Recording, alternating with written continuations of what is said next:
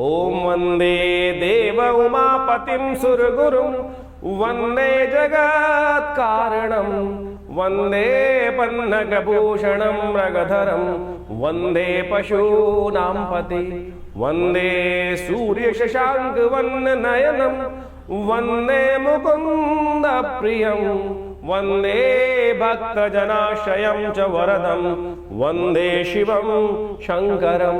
श्याम शिवाय नमः। नमस्कार, स्वागत है आपका आचार्य वाणी में। मैं आचार्य डॉक्टर विक्रमादित्य आपके साथ। और आज का विषय हमारा है कुंभ राशि वालों के लिए ग्रहों का योग क्या कह रहा है। कुंभ यानी शनि की राशि, और इन दिनों आपकी राशि में 7.5 का दौर चल रहा है, अंतिम भाव में है। लेकिन बड़ी विचित्र स्थिति यह है कि शनि महाराज जो धीरे धीरे आगे बढ़कर एक तरह से आपकी राशि का चौथा हिस्सा पार कर गए थे, 7 डिग्री 7.5 डिग्री के आसपास जा चुके थे, अब वो वक्र मूड में आ गए हैं, अपना रास्ता बदल लिए, फिर वापस आपकी राशि में 0 अंश तक जाएंगे और फिर इसको पार करेंगे। यानी ये 4 और 4 8 महीने का समय इसी में दौड़ भाग में लगता दिखाई दे रहा है, व्यर्थ ज़्यादा दिखाई दे रहा है। जाते हुए शनि फिर वापस आते दिखाई दे रहे हैं।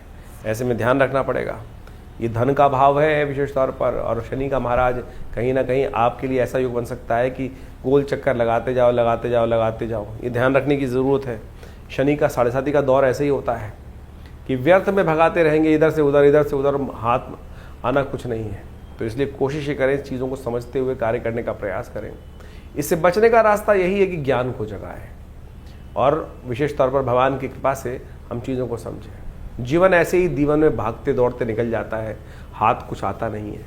हाथ में जो रह जाता है वो परलोक को सुधारने के लिए परमात्मा का नाम ही है, और ज्योतिष के माध्यम से इस रास्ते को आपको समझना चाहिए।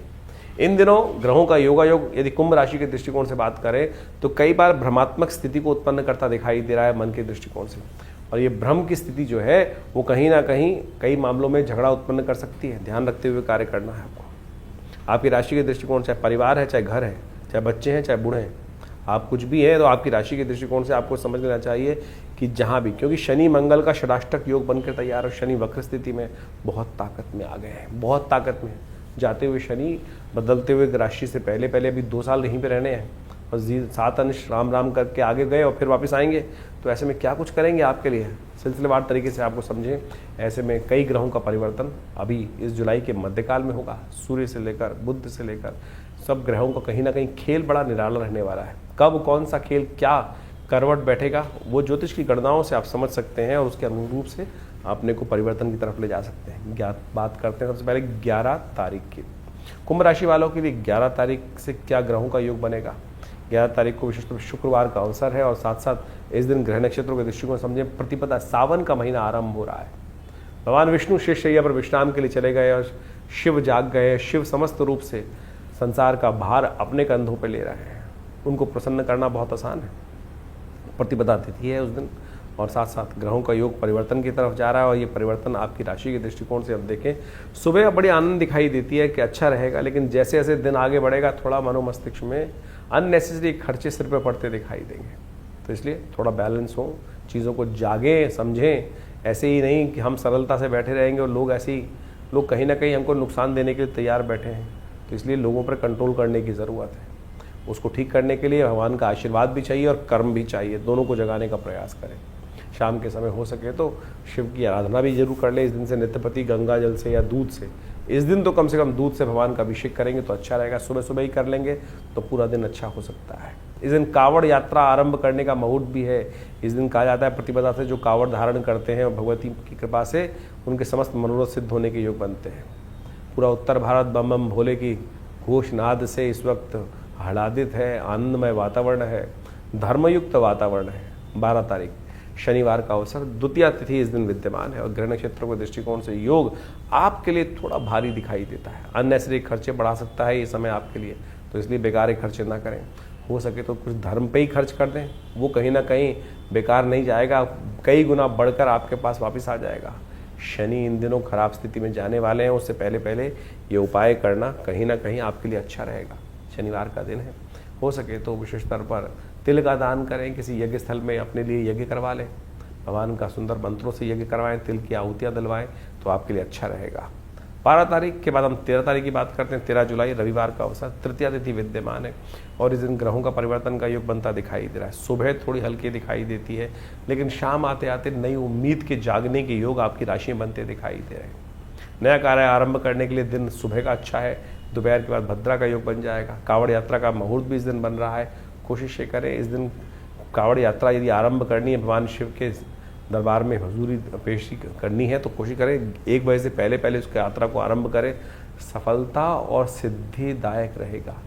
भद्रा के टाइम पर नहीं आरंभ करना चाहिए, आध्यात्मिक कार्य भी नहीं करना चाहिए, इस बात का ध्यान रखें। दोष लगता है। इंद्र ने कार्य किया था, फिर उसको जीवन दोष लगा और नहीं सफल हुआ, मनोरथ सिद्ध भी नहीं हुए। ये शिव की यात्रा भी एक यज्ञ ही है, इसको मुहूर्त के साथ करना चाहिए, ध्यान रखें। इस दिन गौरी व्रत है। कहा जाता है कि इस दिन स्वर्णिम गौरी की पूरी पूजा, जो गौरी गणेश की पूजा करके दिन का आरंभ करते हैं, उनके लिए वारे न्यारे का योग बनता है। 14 तारीख सोमवार का अवसर, चतुर्थी तिथि विद्यमान है, गणेश चतुर्थी का योग है। सावन का पहला सोमवार का योग बन रहा है। ग्रह नक्षत्रों के दृष्टिकोण से, आपकी राशि के दृष्टिकोण से नई हिम्मत को जगाने वाला, नए विश्वास को, नए रास्ते को दिखाने वाला समय आपके लिए बनता दिखाई दे रहा है। बृहस्पति पूर्ण श्रद्धा के साथ आपकी राशि में परिवर्तन की तरफ आ गए हैं और ये आपके लिए लाभ देने के योग बनाते दिखाई दे रहे हैं। कोशिश करें अपने नाम से रुद्राभिषेक करें या करवाएं। आश्रम पे बहुत बड़ी ये व्यवस्था रहेगी इस दिन। विवेकानंद योगाश्रम दिल्ली में पूरे सावन के महीने में 30 दिन तक लगातार नित्य प्रति रुद्राभिषेक का कार्यक्रम रहेगा। कम से कम सोमवार को तो अवश्य ऐसे में ये खाली न जाए। ये चारों सोमवार विशेष तौर पर अपने नाम से अवश्य भगवान का संकीर्तन करने का प्रयास करें। रुद्रात्मक यज्ञ होता है, अभिषेकात्मक यज्ञ का सहारा लें, चाहे दूध से चाहे घी से, अनेक इच्छाओं की पूर्ति के लिए। कहा जाता है कि भौतिक सुखों को प्राप्त करने के लिए दही से भगवान का अभिषेक करना चाहिए। धन की प्राप्ति करने के लिए कहा जाता है दूध से या घी से भगवान का अभिषेक करना चाहिए। मनोकामनाओं की पूर्ति के लिए इच्छू रस से भगवान का अभिषेक करना चाहिए।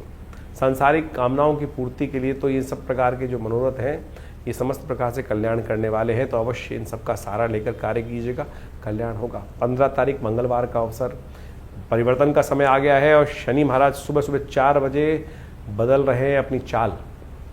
शनि की चाल जो सीधी थी अब उल्टी हो गई है और ये उल्टी चाल आपकी राशि के दृष्टिकोण से एक बार फिर थोड़ा सा आपके मनोमस्तिष्क में परिवर्तन का योग बना सकती है। ध्यान रखना, शनि विचार में चले गए हैं, शनि धन में चले गए हैं, शनि कहीं ना कहीं घटते हुए लोन को फिर बढ़ा सकते हैं। तो ऐसे में ध्यान रखने की ज़रूरत है। शनि का उपाय लगातार करते रहें। षडाष्टक योग में शनि चल रहे हैं, विश्व के लिए प्रलंकारी योग बना सकते हैं। कई युद्धों को दोबारा आरंभ कर सकते हैं, तो संघर्षों को दोबारा आरंभ कर सकते हैं। प्राकृतिक आपदाओं का योग भी बन सकता है। तो ऐसे में आपकी राशि के दृष्टिकोण से बेकार के झगड़ों से आपको बचते हुए कार्य करने की ज़रूरत है। शनि को मनाइए, सदा सुख पाइए। ऐसे में मंगलवार के दिन ये परिवर्तन की तरफ जा रहे हैं। हनुमान जी का पाठ करना, हनुमान जी का सुंदर पूजन करना आपके लिए बढ़िया रहेगा। गुड़ का दान करना भी अच्छा रहेगा आपके लिए। 16 तारीख की बात करें, बुधवार का दिन, षष्ठी तिथि विद्यमान है और ग्रहों का परिवर्तन का योग बन रहा है और ये परिवर्तन आपके लिए कई मामलों में शुभ योग बना सकता है। बस आवश्यकता है सही दिशा में किए गए कर्म की और सही जगह पर विनम्रता दिखाने की। और सही जगह विनम्रता दिखाई तो आशीर्वाद मिल जाएगा और जहां आशीर्वाद मिल जाता है, कहा जाता है वो कार्य सफलता की तरफ चला जाता है। इस वक्त आपकी राशि के दृष्टिकोण से ग्रह योग बन रहे हैं कि जो आपको आशीर्वाद से रास्ता बनाएंगे। इस दिन सूर्य परिवर्तन की तरफ जा रहे हैं, जो आपके लिए स्वास्थ्य के मामले में थोड़ा बहुत ज़्यादा अच्छा नहीं कहा सकता। थोड़ा सा कहीं ना कहीं कमज़ोरी, परेशानी, थोड़ा सा कहीं ना कहीं मस्कुलर पेन्स बढ़ाते दिखाई देंगे इन दिनों खास तौर पे। तो ध्यान रखना पड़ेगा। थोड़ा मल्टीविटामिन इत्यादि सेवन इत्यादि, पंचकर्म इत्यादि, मसाज इत्यादि अवश्य करते रहें। फिजिकल एक्सरसाइज थोड़ी बढ़ा दें। सावन के महीने में बरसात होती है, लोग थोड़ी फिजिकल एक्टिविटी कम कर देते हैं और उससे क्या होता है कि शरीर के अंदर बहुत सारे टॉक्सिन्स एक्यूमुलेट हो जाते हैं। उनको ठीक करने के लिए सबसे अच्छा उपाय है कि आप उसका सही से आयुर्वेदिक उपचार कराने का प्रयास करें। हम विवेकानंद योगाश्रम में एक आयुर्वेदिक हॉस्पिटल भी चलाते हैं और वहाँ देखते हैं इन दिनों ये समस्या रहती है, उसको ठीक करेंगे तो अच्छा रहेगा आपके लिए। 16 तारीख बुधवार का अवसर, जिस प्रकार का ग्रहों योग आपने समझा, 17 तारीख को भी समझ लीजिए। बृहस्पतिवार का दिन है, सप्तमी तिथि विद्यमान है और इस दिन कालाष्टमी का योग बन रहा है। ग्रह नक्षत्रों के दृष्टिकोण से आपकी राशि में जिस प्रकार का ग्रह योग बन रहा है, मन बिल्कुल कंट्रोल में है। ग्रह दिखा रहे हैं कि मन कंट्रोल में है और अंतःकरण को साथ लेकर चलने का हम प्रयास करते दिखाई दे रहे हैं। ऐसे में यदि अपने बड़े बुजुर्गों का साथ ले लें, उनके साथ थोड़ा वार्तालाप कर लें, डायलॉग कर लें, तो क्या होगा, उनका आशीर्वाद मिल जाएगा। और ऐसे में ग्रह दिखा रहे हैं कि यदि हमारे घर के बड़े लोग हमसे प्रसन्न रहेंगे तो हम सफलता प्राप्त करने के सुंदर योग बना सकते हैं। ऐसे में ज्ञान की आवश्यकता है। यही ज्ञान जो हमने आपको दिया, इसको समझते हुए कार्य अपना लीजिए, ये आपके लिए कल्याण करने की योग बनाएगा। 18 तारीख शुक्रवार का अवसर, अष्टमी तिथि विद्यमान है और ग्रह दिखा रहे हैं स्वार्थ से कार्य सिद्धि के योग। बुध होने जा रहे हैं वक्री, चंद्रमा बदलने जा रहे हैं राशि, और ये दोनों के दोनों आपकी राशि के दृष्टिकोण से ग्रह योग जो बना रहे हैं वो कहीं ना कहीं इस बात को बता रहे हैं कि ध्यान रखिएगा, बहुत ज़्यादा लोगों को शिक्षा ना दें, बेकार अपने बने बनाए काम पे कहीं ना कहीं लात पड़ सकती है। इस बात को हमें ध्यान रखना चाहिए कि हमें शिक्षा उन्हीं को देने का प्रयास करना चाहिए जो उसको ग्रहण करना चाहे, जिनसे बात उन्हीं से करें। दूसरों के पंगों में टांग ना अड़ाएं, नहीं तो आपके हाथ में कुछ नहीं आने वाला। आपकी चीज़ें ज़बरदस्ती जब में पड़ जाएंगी आपके, तो ध्यान रखते हुए कार्य करें। ये बुध का वक्री होना कुछ दिनों आपके लिए थोड़ा भारी पड़ता दिखाई दे रहा है। एक काम करें, छोटा सा काम बता रहे हैं आपको, घी से भगवान का अभिषेक करने का प्रयास करें। घी से भगवान का अभिषेक आपके इस बुध के नेगेटिव प्रभाव को ठीक करने का योग बना सकता है। 19 तारीख रविवार का अवसर, शनिवार का अवसर है, नौमी तिथि विद्यमान है। ग्रह नक्षत्र को दृष्टि कौमारी पूजा इस दिन की जाती है। कहा जाता है कि सावन के कृष्ण पक्ष की नौमी के दिन जो भगवती दुर्गा की उपासना और कन्या पूजन करता है, उनके बहुत सारे अनिष्टों को दूर करने का योग बना लेता है। और इस वक्त आवश्यकता है कृपा की, क्योंकि शनि चल रहे हैं वक्री, 7:30 का चल रहा है टाइम, और ऐसे में आपके ग्रह साफ साफ दिखाते हैं कन्या आशीर्वाद लेकर जो कार्य करोगे भगवती कृपा से, उसमें कहीं ना कहीं आपके भगवान को प्रसन्न करने का रास्ता, शिव को प्रसन्न करने का रास्ता, सत्य को प्रसन्न करने का रास्ता अपने आप बन सकता है। 20 तारीख फिर ग्रह परिवर्तन की तरफ जा रहे हैं, और ये परिवर्तन आपके लिए राजयोग का निर्माण कर रहा है, शुभ का निर्माण कर रहा है। शक्ति अच्छी दिखाई दे रहा है, बड़े लोगों का सहयोग आपको प्राप्त हो सकता है। श्रद्धा के साथ काम कीजिए, कल्याण होगा। तो इस प्रकार से सावन के आरंभ काल में ग्रहों की गणना आपके समक्ष हमने रखी। ये ग्रहों की गणना के अनुसार से हम सबको अच्छे से समझ लेना चाहिए कि देखिए, इस वक्त बृहस्पति अतिचारी अवस्था में पूर्ण प्रभाव उत्पन्न करने के लिए बहुत तेज गति से चल रहे हैं, और शनि महाराज इस वक्त वक्र स्थिति में, जो विशेषतः जुलाई के सावन के मध्य काल में जो सावन का आरंभ काल है, उसी में वो वक्र गति प्राप्त कर चुके हैं। और ये योग किसी प्रकार में शुभ नहीं कहा जा सकता। षडाष्टक योग भी शनि का और विशेष तौर पर आप समझिए मंगल का बनाए हुआ है। और इस प्रकार से ये संसार के दृष्टिकोण से जो कुछ दिन पहले लोगों को लग रहा था कि शांति का वातावरण दोबारा बन सकता है, ये कहीं ना कहीं अंदर खाने में कहीं ना कहीं उपद्रव के योग बनाता दिखाई दे रहा है। कहीं ना कहीं आने वाले समय में कुछ ना कुछ अशांति का वातावरण भयावह स्थिति में बनता दिखाई देगा। कुछ ना कुछ उपद्रव कहीं ना कहीं उत्पन्न होने के योग अच्छे खासी बनते दिखाई देंगे। इसके बाद शनि मंगल का टकराव भी आरंभ हुआ चाहता है। आमने सामने बिल्कुल एक परस्पर समसप्तक योग भी मंगल का शनि के साथ बनकर तैयार हो जाएगा। तो ये कहीं ना कहीं प्राकृतिक उपद्रव भी उत्पन्न कर सकता है, कहीं ना कहीं प्राकृतिक आपदाओं को कहीं ना कहीं आरंभ कर सकता है। भूमि का कहीं ना कहीं कंपन उत्पन्न हो सकता है, और साथ साथ जो युद्ध की स्थिति जो बनी हुई थी अभी वर्ष के आरंभ काल में, वो पुनः कहीं ना कहीं दोबारा स्थिति को कहीं ना कहीं और आग में घी डालने का कार्य बहुत सारे राजनीतिक दल करते दिखाई देंगे। लेकिन आपकी दृष्टिकोण से, आपके राशि के दृष्टिकोण से हमने पूरा बताया कि क्या कुछ प्रभाव उत्पन्न करने के योग बनेंगे। देखिए, सावन का महीना बड़ा श्रेष्ठ होता है। सावन का महीना संपूर्ण रूप से भगवान को अपने जो कर्म को समर्पित करने का माना जाता है। और जा पर कृपा राम की हुई ता पर कृपा करें, सबको इस भाव का ध्यान रखना चाहिए, भगवान इस पर प्रसन्न हो जाएंगे। और भारतीय संस्कृति में तो सोचें कितने सुंदर सुंदर रूप से अनेक अनेक उदाहरण उपस्थित करके ये भाव समझाए गए हैं कि जीवन में जो हम कर्म करते हैं उसका भोग हमको प्राप्त होता है, शुभ अशुभ जैसे भी कर्म हो। अब शुभ तो हो जाए और उसके द्वारा हमारे जीवन में शुभ का आगमन बन जाए तो बहुत अच्छा है, लेकिन यदि अशुभ कर्म हमारे द्वारा मनसा वाचा कर्म 3 प्रकार के कर्म शास्त्र में बताए गए हैं। और कई बार क्या होता है कि हम बहुत ज़्यादा कॉन्शियस होकर कार्य करने का प्रयास करते हैं तो बहुत सारी चीज़ें शुभ करने की तरफ प्रवृत्त हो जाते हैं। कई बार धर्म व्यक्ति जब निष्ठ व्यक्ति होता है, लेकिन कई बार अनायास ही बहुत सारे दुष्कर्म हो जाते हैं। अब उनसे मुक्ति का मार्ग किस प्रकार से बने? हमारे यहाँ संसार में विशेष तौर पर इस बात को समझना चाहिए कि हर धर्म में, हर पंथ में कहीं ना कहीं इस भाव को रखा गया है कि दुष्कर्मों से मुक्ति किस प्रकार से हो। बहुत सारे लोगों ने इसको भ्रांतिवश अनेक अनेक स्वरूप में उपस्थित कर दिया। आप समझें कि उस कर्म से, दुष्कर्म से मुक्ति के लिए ही कई जगह क्या होता है कि कहीं पाप आ गया, कष्ट आ गया तो क्या करते हैं। आप देखें विभिन्न देशों के अंतर्गत अनेक अनेक प्रकार से उदाहरण उपस्थित किए जाते हैं, कहीं बलि, कहीं कुर्बानी, कहीं कुछ और। यहाँ तक कि कहीं कहीं अनेक अनेक मतों में अनेक अनेक प्रकार के उल्टे सीधे कर्म भी बहुत ज़्यादा करते हैं। लेकिन भारतीय संस्कृति में सोचे कितना सुंदर भाव कहा गया है, जो हम त्रिदुलम त्रिगुणाकार, हम जो बिल्वपत्र भगवान को अर्पित करते हैं, सावन के महीने में विशेष महिमा उसकी कही गई है। त्रिदुलम त्रिगुणाकारम त्रिनेत्रम च त्रिधायुधम त्रिजन्म पाप संहारम बिल्वपत्रम शिवार्पणम। यानी शास्त्र में इतने सुंदर कहा गया है कि एक बिल्वपत्र बड़ी श्रद्धा के साथ यदि भगवान पर आप अर्पित कर दें तो क्या कहा जाता है, त्रिजन्म पाप संहार, 3 जन्मों के पाप जो है वो सब समाप्त हो जाते हैं। ये सोचे कितनी सुंदर समर्पण भाव से एक कर्म यदि आप कर ले तो वो किस प्रकार से निवृत्ति दे देगा अनेक अशुभ कर्मों से। और तो और बड़े बड़े सुंदर मंत्र कहे गए हैं, सौराष्ट्रे सोमनाथम च श्रीशैले मल्लिकार्जुनम उज्जैन्यम महाकाल, ये भगवान की वंदना है। और कहा गया अंत में सप्त जन्म कृतम पापम प्रातः स्मरणेन विनश्यति। यदि आप 7 जन्म के जो पाप हैं केवल इन जो आप जो द्वादश ज्योतिर्लिंग है इनके यदि नाम का स्मरण कर ले, सौराष्ट्रे सोमनाथम च श्रीशैले मल्लिकार्जुनम उज्जैन्यम महाकाल ओमकार ममलेश्वरम, ये इस प्रकार से कहा गया ना, सप्त जन्म कृतम पापम स्मरणेन विनश्यति। तो यानी अनेक जन्मों की जो पाप हैं दुष्कृत्य है उससे क्षय को जीवन से उससे निवृत्ति के योग बन जाते हैं। तो यानी इतना सुंदर व्यवस्था हमारे सनातन में बनाई गई है। इसका कहने का तात्पर्य इस ज्योतिष के कार्यक्रम में ये है कि आपके जीवन में जो कष्ट है उससे निवृत्ति के लिए ये सावन का महीना बड़ा श्रेष्ठ है। देव शयन हो जाता है, भगवान शंकर के हाथ में समस्त सत्ता आ जाती है। और ऐसे में यदि आप छोटे भी रूप में नित्यपति भगवान उनका सुंदर अभिषेक कर लें, एक बिल्वपत्र भगवान को अर्पित कर दें, तो आपके जो दुष्कर्म हैं उससे निवृत्ति का मार्ग बनेगा, शुभ कर्म का उदय होगा।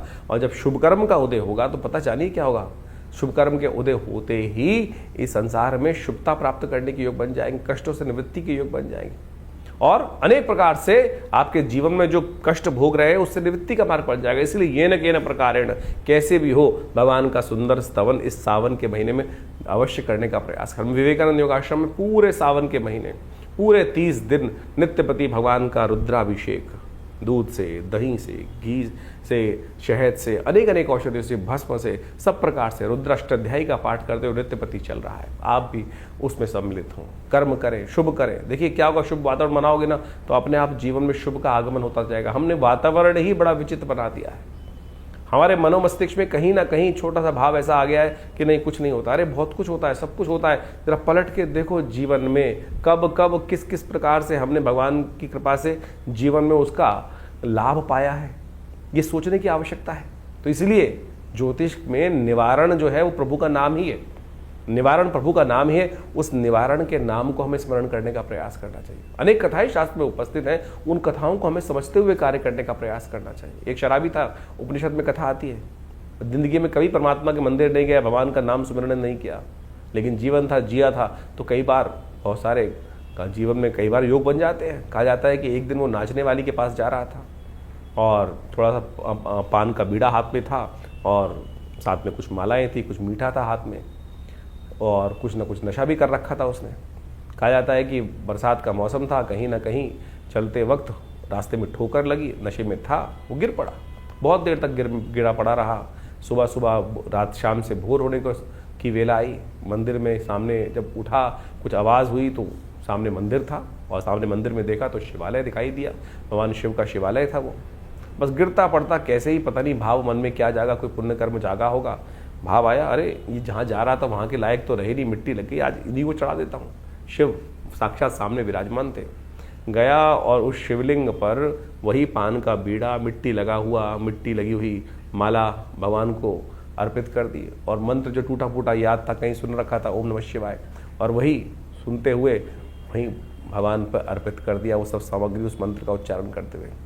देवयोग से उसी वक्त प्राण निकल गए, चोट लग चुकी थी ज़्यादा, और वहीं शिवलिंग पर ही वो गिर पड़ा और वहीं प्राण निकल गए। कालांतर में उसको यमराज के समक्ष उपस्थित किया गया और कहा गया कि यमराज महाराज, ये जीव आया है, लाइन में लगे हुए थे, नंबर आया तो पता चला चिरकाल तक इनको नरकादि लोकों में वास करना है, लेकिन एक बहुत सुंदर योग है, चित्रगुप्त ने बताया कि इनको 2.5 घड़ी का इंद्रासन प्राप्त हुआ है।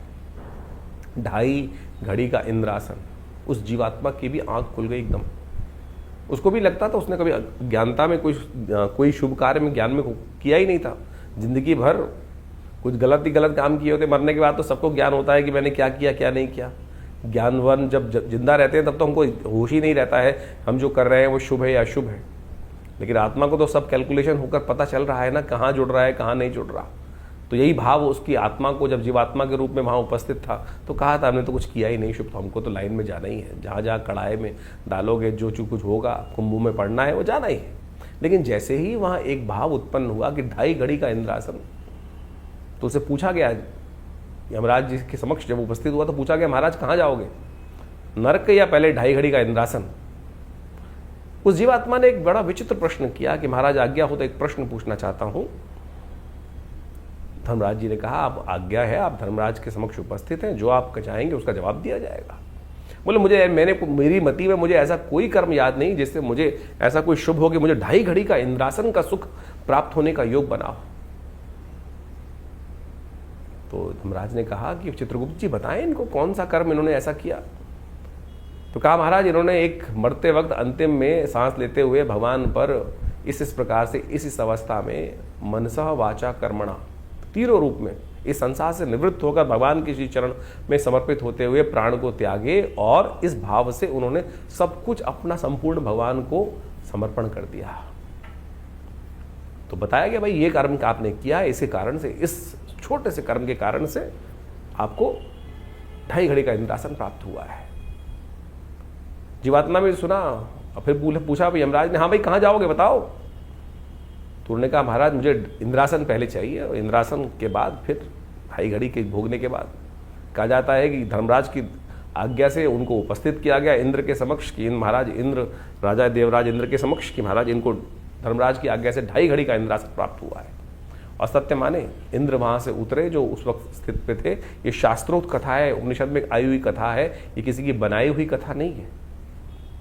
मेरी और आपकी मतियों को ठीक करने के लिए जो हमारे संसार में विशेष तौर पर मति अलग अलग प्रकार से हो जाती है, उन भ्रमों को ठीक करने के लिए संसार में हमारे ऋषियों के द्वारा एक कथा उपस्थित की गई है उपनिषदों के अंतर्गत। जब वो वहाँ उपस्थित हुआ 2.5 घड़ी का इंद्रासन के लिए उसका अभिषेक हुआ, संकल्प लिया गया और पूरी तरह से राज्याभिषेक जिस प्रकार से होना चाहिए उस प्रकार से उनको वहाँ पूरी तरह से विधि विधान का पालन करते हुए समस्त संस्कारों को करते हुए उनको 2.5 घड़ी का इंद्रासन के लिए, और जैसे ही वो इंद्र पद पर आसीन हुए वहीं नृत्य गंधर्वों का अप्सराओं का आरंभ हुआ चाहता था, उन्होंने सब रोक दिया।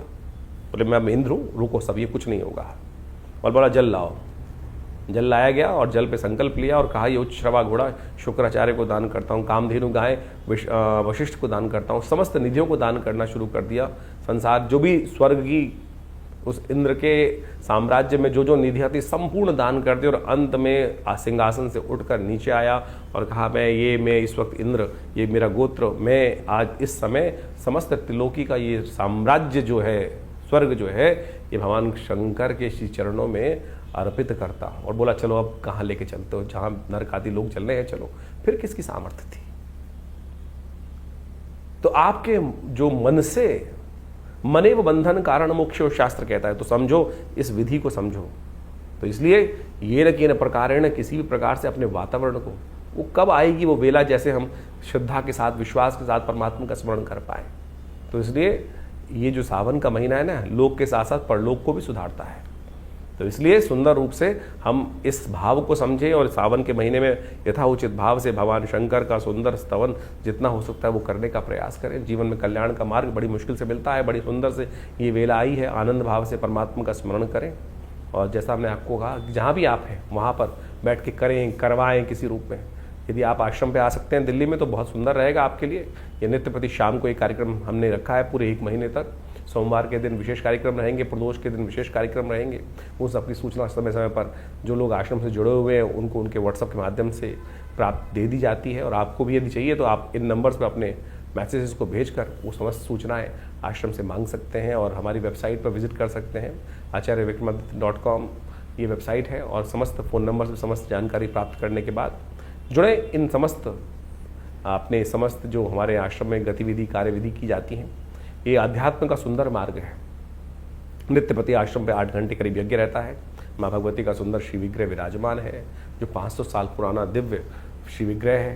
तो आप कोशिश करें ज्योतिष को केवल नग बेचने वाला कार्य ना करें। ज्योतिष एक ऐसा विषय है कि जिससे हमको सीधा रास्ता प्राप्त होता है। समर्पण भाव का ज्ञान हमें प्राप्त होने का रास्ता बन जाता है। आशा है आप इन समस्त सिद्धांतों को समझकर, अध्यात्म को समझकर, ज्योतिष विज्ञान को भी अपने जीवन में स्थान देंगे और उनके विभिन्न जो पद्धतियां हैं, उपाय हैं, वो सब हम आपके समक्ष लगातार रखते रहते हैं। आप सबके जीवन में कल्याण का मार्ग बने। भगवान शिव आपकी समस्त आदि व्याधि जो कष्ट इत्यादि है उन सबको हरे और जीवन में कल्याण का मार्ग आपके लिए अवश्य बने। धन्यवाद। नमस्कार।